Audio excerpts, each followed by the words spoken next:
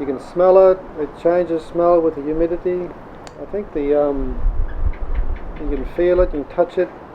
It's got, you can, as long as it's not got too much estopol or varnish. I think it's nice to be able to feel the natural timber.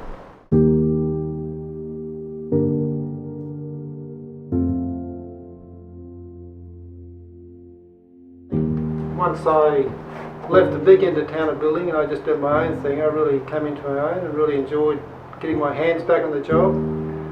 So yeah, I think the idea of the hand frees the mind is true.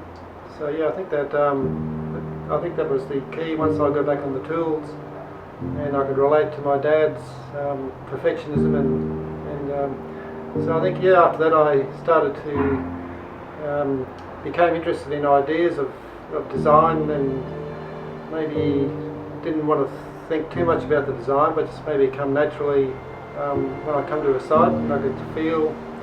And yeah, so I think building is kind of wrapped up with design as well for me.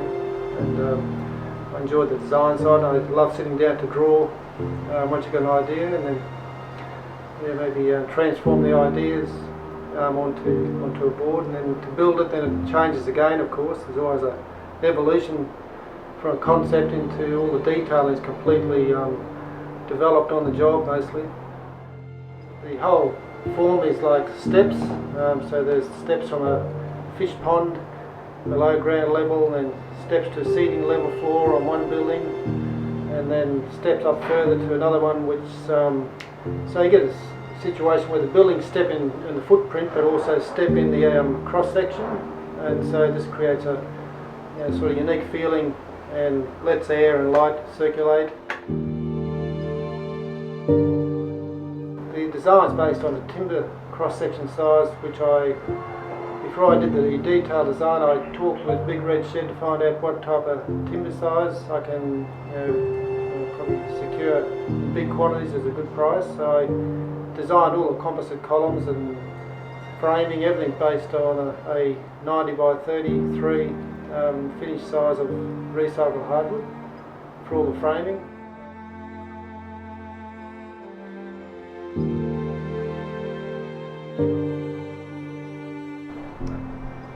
Yeah, and I think for me, I think the timber has to be as much as possible, when it's put back into the building, put in its with the vertical grain, the same way the tree grain in nature grows.